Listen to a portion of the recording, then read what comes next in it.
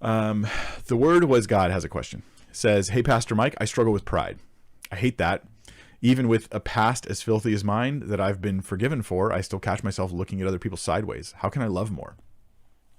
Um,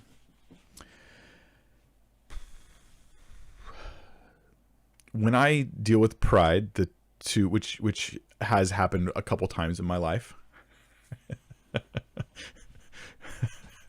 um, here's a few observations I have about pride. One, I'm like the last to notice it. It's other people can notice it. Like my wife would notice before I would, because pride never announces itself to you, but it announces itself to everyone else.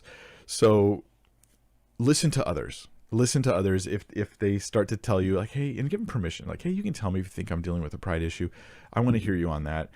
And even if they seem unrealistic or if they seem like they're wrong when they tell you, just pause and really consider that maybe that's the case. In my experience as well, whenever I think I might be proud, I usually am. So if I'm even like, I feel like maybe I'm being a little, is that pride? It's like an hour later or a day later, I go, yeah, that was pride. Like then I have clarity, but again, it never announces itself to me. So I have to be really careful. What do I do if I am being proud? Well, I remind myself of my forgiveness in Christ and the many, many, many sins that I have been forgiven and washed from as a Christian, and the many mistakes I've made. And the older you get, the easier this is, or the harder if your heart gets harder, but you have more to pull from. You're like, look at so many problems and issues and mistakes and failures.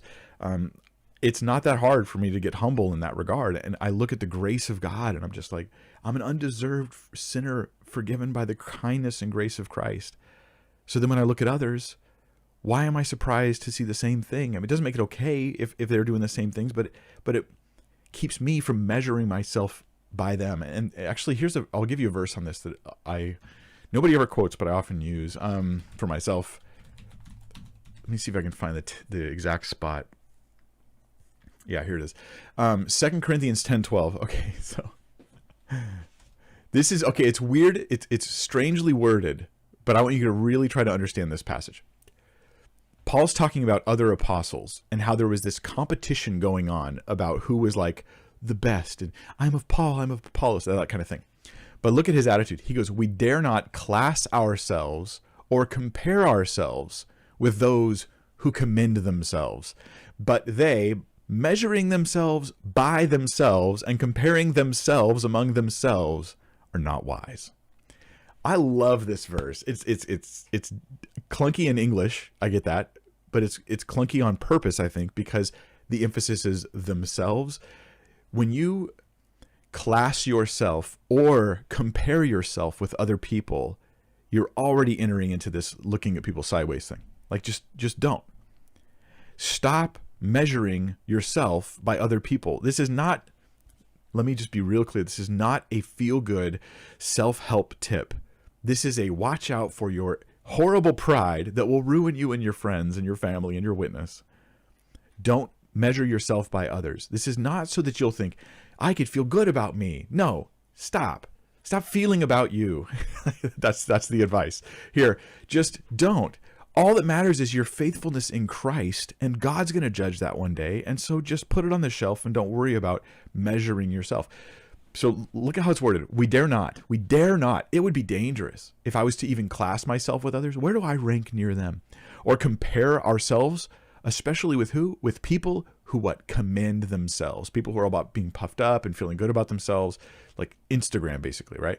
But they measuring themselves by themselves and comparing themselves among themselves are not wise. What is the chief error they're making?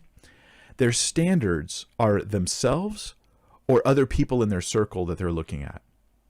This standard is far too low for any Christian to have, and this is why we get proud. When I compare myself to maybe even other pastors I know, maybe other Christians I know, other family members I know, and I compare myself among them, I can find ways to consider myself better or them worse or vice versa. But to a Christian, the only standard to measure yourself against is Jesus.